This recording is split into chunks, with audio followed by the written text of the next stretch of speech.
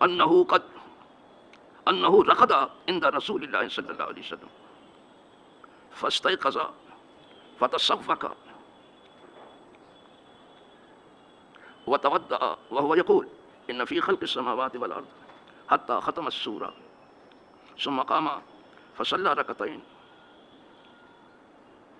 اطال فيهما القيام والركوع والسجود ثم انصرف فنام حتى نفخ فعل ذلك ثلاث مرات 6 ركعات كل ذلك يستاق ويتوضأ ويقرأ هؤلاء الآيات ثم أوتر بثلاث رواه مسلم۔ حضور کی رات کی نمازیں آپ سن رہے ہیں، تو رات کی نمازوں کا تذکرہ زیادہ تر امہات المومنین سے ہو کر کے آیا، لیکن چونکہ عبداللہ ابن عباس کی عمر چھوٹی تھی لہٰذا یہ اپنے خالہ کے ہاں جاتے رہتے تھے اور کبھی کبھی وہیں ٹھہر بھی جاتے تھے، چونکہ یہ عام بچوں میں نہیں تھے۔ عبداللہ ابن عباس بہت ہونہار بچوں، تو صرف مہمانی کے لیے نہیں جاتے تھے خالہ کے ہاں، جیسے ہمارے ہاں لوگ خالہ کے ہاں جاتے ہیں اور نانی کے ہاں جاتے ہیں اور دادی کے ہاں جاتے ہیں، ایسا نہیں ہے۔ یہ جاتے تھے سیکھنے کے لیے حضور سے، کہ دن کو تو جو حضور سکھاتے ہیں سیکھ لیتے ہیں، رات کو بھی حضور سے کچھ سیکھا، چھوٹی سی عمر میں یہ سیکھنے کے لیے جاتے تھے، اور خاص طور سے اس دن میں جاتے تھے جس دن حضور وہاں قیام کرتے تھے خالہ کے گھر۔ تو پہلے اس سے پہلے بھی جو حدیث سنی عبداللہ ابن عباس صحیح تھی، یہ دوسری حدیث ہے۔ دیکھنے میں یہ بھی سو جاتے تھے لیکن جاگتے رہتے تھے وہی سیکھنے کے لیے۔ یہ دن کو تو ہم سیکھتے رہتے ہیں، سب سیکھتے ہیں، ہم بھی سیکھتے ہیں، لیکن رات کو بھی سیکھیں حضور سے۔ ابھی دوسری حدیث انہی سے، ان ہو جب کہتے ہیں انہی سے، تو ہو آیا تو یہ مرد کے لیے آتا ہے اور ہا ہے تو عورت کے لیے، انہا ہوتا تو عورت کے لیے، انہی سے پھر روایت ہے۔ یہ دوسری روایت ہے عبداللہ ابن عباس، کیا روایت کر رہے ہیں سنیے دیکھیے۔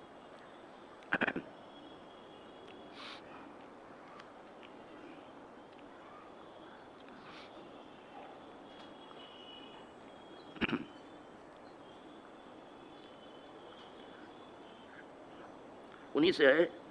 کہ انہ رقد عند رسول اللہ صلی اللہ علیہ وسلم، حضرت عبداللہ ابن عباس سو گئے حضور کے پاس، یعنی رات کو ٹھہر گئے، وہاں بچے تھے خالہ کے یہاں ٹھہر گئے اور حضور کے پاس سو گئے، لیکن اور بچوں کی طرح نہیں کہ چل سو جائیں تو ہوش ہی نہیں رہے اور پھر صبح ہی پہ اٹھے۔ ذرا ان کی سونے کا حال دیکھیے، کیا کہا ہم نے، ہم سو گئے حضور کے پاس۔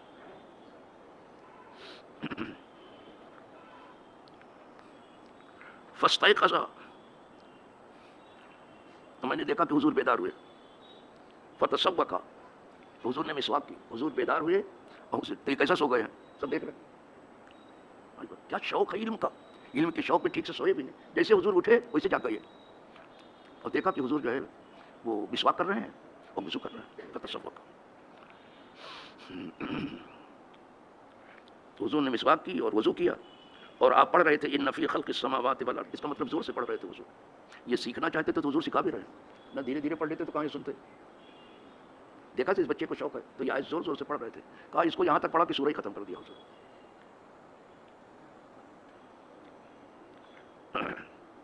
حتیٰ ختم سورہ، سورہ ختم، ثم قام، پھر کھڑے ہوئے، 2 رکعت پڑھ لی آپ نے، فصلی رکعتاً، پھر 2 رکعت پڑھی، اطال فیہما القیام، بڑا لمبا قیام ان دونوں رکعتوں میں کیا، پہلے جو 2 رکعت پڑھی تھی اس میں بڑا لمبا قیام کیا تھا،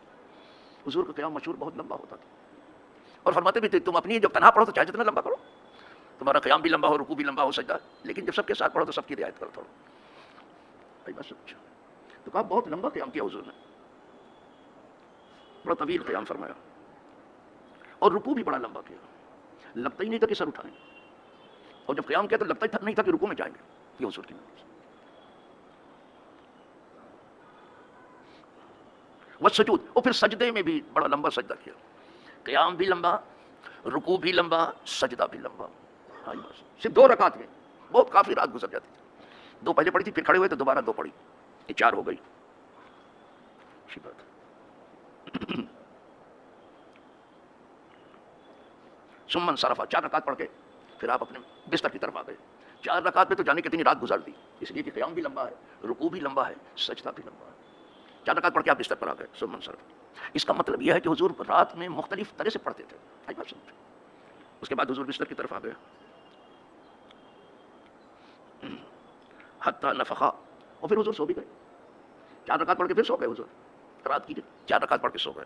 یہاں تک کہ سونے کی آواز بھی آنے لگی، ایسا سو گئے۔ اس کا مطلب ہے کہ حضور سو گئے اور سیکھنے والا جاگ رہا ہے۔ دیکھ رہے ایسی بات، اتنی چھوٹی عمر ہو رہی ہے عقل برابر کہا، یہاں تک کہ سونے کی آواز آنے لگی۔ ثم فعل ذلك 3 مرات، پھر کھڑے ہوئے اور پھر 2 رکعت پڑھی، سمجھ میں 3 بار ایسا کیا تو 6 رکعت ہو گئی، 2 کر کے کیا 6 رکعت ہو گئی، 3 مرات 3 بار، 6 رکعت ہوتی، اس میں بھی آیا کہ 6 رکعت پڑھی جائے، لیکن ہر جگہ جو ہے مسواک کرتے تھے اور وضو کرتے تھے، کبھی کبھی ایک وضو سے جانے کتنا پڑھ لیا، اور کبھی کبھی جو ہے 2 رکعت پڑھ کے پھر وضو کرتے تھے، پھر مسواک کرتے، پھر 2 رکعت پڑھ کے پھر وضو کرتے، پھر مسواک کرتے، یہ مختلف ادائیں ہیں حضور، یہ نہیں کہ ایک ڈھرے پر مختلف ادا ہے حضور، اور اس میں سب کے لیے نشانی ہے اور سب کے لیے سبق ہے، اس لیے کہ کوئی ایک وضو سے بہت نہیں پڑھ سکتا، تو بتایا 2 رکعت میں 2 رکعت پڑھی، پھر وضو کیا، پھر مسواک کیا، پھر کھڑے ہوئے، پھر 2 رکعت پڑھی، پھر وضو کیا، پھر مسواک کیا، پھر کھڑے ہوئے، تو ایسا تو کر سکتے ہو، کرو۔ اچھا صاحب، ایسا کیا حضور نے 6 رکعت، کل ذالک یستاق، ہر 2 رکعت پر مسواک کرتے تھے، وضو کرتے تھے، ویقرأ ہؤلاء الآیات، وہی آیتیں فی خلق السماوات پڑھتے تھے ہر جگہ، اس میں بڑی نشانیاں ہیں، رات اور دن کے آنے جانے کی، اس کو یاد کرتے، وہ تو سب ان کے سامنے نشانی ہے، نہ جانے کتنی نشانی ہے رات اور دن کے آنے جانے میں، یہ اللہ والے سب اس کو دیکھتے ہیں۔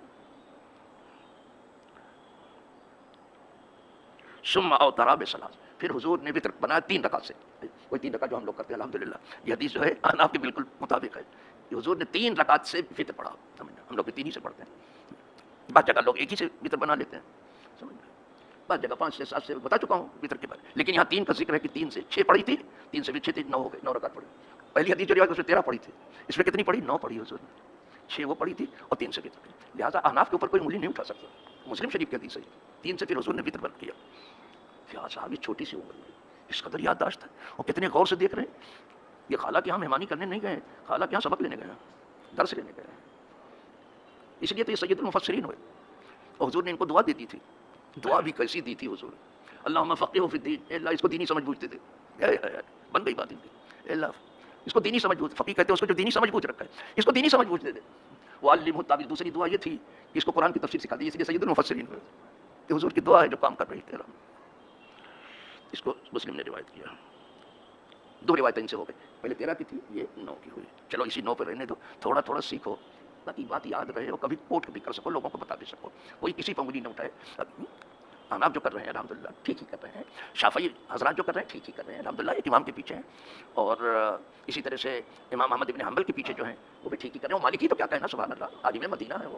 وہ بھی جو کر رہے ہیں سب، یہ جو کر رہے ہیں اللہ کے بندے سب ٹھیک کر رہے ہیں، اور حضور یہ سے سیکھ کر کے کر رہے ہیں، اللہ سب کی نمازیں، سب کے روزے، سب کی زکوٰۃ، خیر و خیرات سب قبول فرمایا، اور سب کو دنیا میں سعادت مند بنایا، اور آخرت میں سب کو نجات عطا فرمائے، وآخر دعوانا الحمدللہ رب العالمین۔